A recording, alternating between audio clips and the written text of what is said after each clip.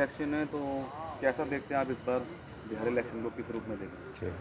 Bihar election अभी जो लगभग बाइपोलर इलेक्शन है, एक बीजेपी के ग्रुप है और एक आरजेडी के ग्रुप से है, और दोनों में फाइट टफ है।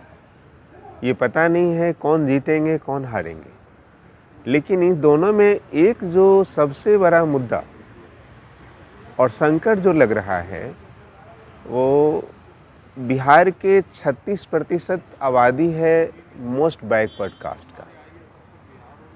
उसकी बात को कोई नहीं उठा रहा है, और जो नीतीश कुमार जी अभी तक मोस्ट बैकवर्ड को, ईबीसी को जो उन्होंने हेल्प किया, राजनीतिक रूप से आरक्षण दिया, नौकरी में आरक्षण दिया, जॉब में आरक्षण दिया, यहाँ तक कि न्यायालय में आरक्षण दिया, आज उन पर बीजेपी सरकार, जो मोदी जी और जो हम कहें कि गुजरात के दो जो महानुभाव हैं, श्रीमान नरेंद्र मोदी जी और अमित शाह जी, वो नीतीश कुमार को उठा कर फेंकना चाहते हैं।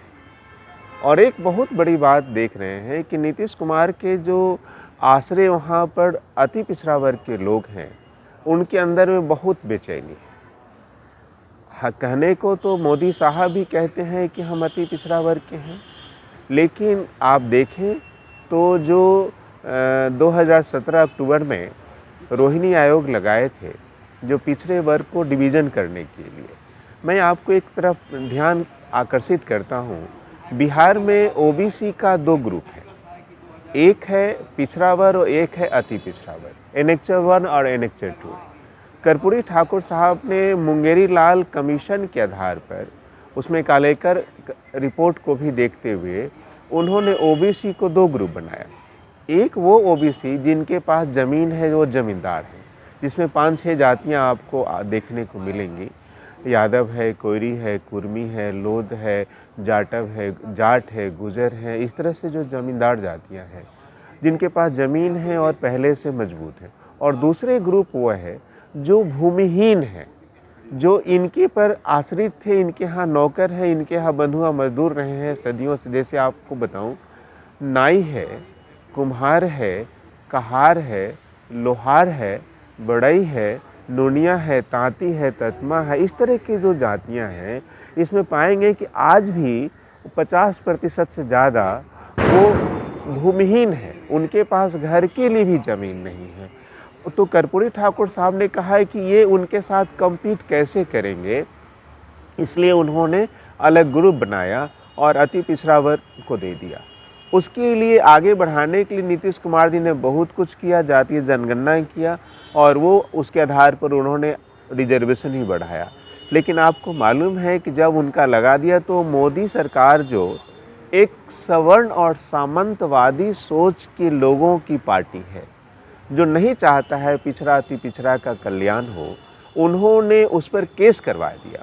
वो अपने लोगों से केस करा देते हैं, कहीं न हाई कोर्ट में फंसते हैं, सुप्रीम कोर्ट में फंसते हैं, उसको लगा के रख देते हैं। वो अभी केस पेंडिंग है। और मोदी जी ने जिस रोहिणी आयोग को 2017 में लगाया, 7-8 साल हो गया, आज बक्सा में बंद है।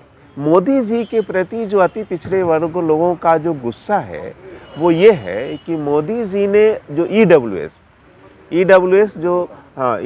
जो सवर्णों में जो गरीब हैं, जो अमीरों में गरीब हैं, उनके लिए उन्होंने 16(6) संविधान में प्रावधान जोड़ करके उनको 10% रिजर्वेशन दे दिया, जबकि पूरे देश में ये जो 4-5 जातियां सवर्ण है 10% भी नहीं है, उनको दे दिया। लेकिन अति पिछड़ा जो 36 से 40% था, उसके लिए मोदी जी ने कुछ नहीं किया, रोहिणी आयोग लगा करके वही कहा कि हम करेंगे। इसलिए अति पिछड़ा वर्ग के काफ़ी लोगों ने मोदी जी को अपना नेता माना, उनको वोट दिया और 2-3 बार प्रधानमंत्री बना दिया। इस बार अति पिछड़ा वर्ग मोदी जी से अंदर अंदर वो डरा हुआ है, सहमा हुआ है। वो चाहता है कि मोदी जी हमें कुछ देंगे नहीं, उनका जुमलेबाज है, और जो नीतीश कुमार जी हमारे लिए कुछ कर रहे थे उसको भी हटा देंगे। तो ये बहुत बड़ी बात है। मैंने कांग्रेस पार्टी को भी एक बात हमने कहा था, उनके राहुल गांधी जी से भी मुलाकात हुई और उनसे ही मैंने कोशिश कहा है कि सर आप अति पिछड़ा पिछड़ा की बात, उन्होंने अति पिछड़ा की बात किया था राजगीर में जा कर के, यहाँ भी करते थे। हमने कहा कि अपने घोषणा पत्र में सिर्फ 3 बात आप जोड़ दीजिए जो मैं आपके द्वारा रखना चाहता हूँ, अगर संभव हो सके तो किसी मंच पे रख दें।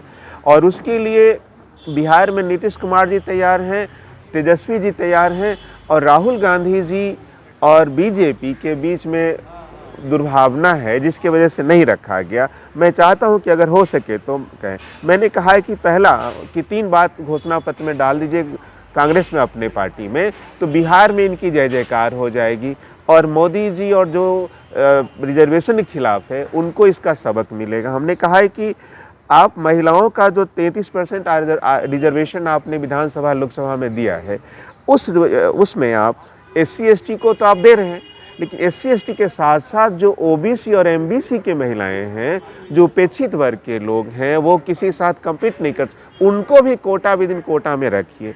दूसरी बात हमने कहा कि बिहार में पंचायती चुनाव में जो 15(4) के अनुच्छेद के हिसाब से उन्होंने रिजर्वेशन दिया हुआ है पंचायती राज में अति पिछड़ा वर्ग के कर्पूरी फार्मूला के तहत, इसको अगर आप जीतेंगे और सरकार में आएंगे तो पूरे देश में इसको लागू करिए, ये हमने कहा। दूसरी बात कहा कि बिहार में दिए जा रहे अति पिछड़ा वर्ग के आरक्षण जो कर्पूरी फार्मूला के रूप में कहते हैं, उसको अगर आप जीतेंगे तो आप पूरे देश में लागू करेंगे। अगर आपने ये कह दिया, आपने ये कर दिया, तो आपकी 30 से 40% वोट आपके साथ है। और चूंकि मैं इसलिए कह रहा हूँ सर जी, आपको एक खास बात कह रहा हूँ, आज के टाइम में 2 लिस्ट है शेड्यूल कास्ट की। शेड्यूल कास्ट का मतलब कि सूचीबद्ध है। एक वो शेड्यूल कास्ट है जिसको बाबा साहब अम्बेडकर ने बनाया, जो अनटचेबल है, जिसको SC ST कहते हैं, उसका उनका 15 से 22% रिजर्वेशन है, उसमें कोई दूसरा नहीं आ सकता। और मोदी साहब का जो उन्होंने 10% दिया है वो अपर शेड्यूल कास्ट है, जिसको उन्होंने सवर्णों में जो गरीब है उनको दिया। अब 22% और 10% आप देखिए तो 32-33% हो गया। लेकिन 33% के बाहर जो बचा हुआ है OBC MBC है 67% है, जिसका अभी विधानसभा लोकसभा राज्यसभा में उसका रिप्रेजेंटेशन 0 है। हमारा कोशिश था कि आज भी उसको स्वराज नहीं मिला है, अगर इसको शामिल किया जाए तो इसको 75 साल बाद भी कुछ सांस मिलेगी, नीति निर्धारण में पहुंचने का अवसर मिलेगा और पूरे देश में ये स्वराज की बात करेगा। ये अगर हो जाता है, जो पार्टी इसको आगे बढ़ाएगी, मुझे लगता है कि ये OBC MBC उनके साथ आएगी। मैं आपसे प्रार्थना करेंगे कि ये जो बड़ी पार्टियां हैं ये इसको उसमें शामिल करें और ये अति पिछड़ा के लोगों को कल्याण करें।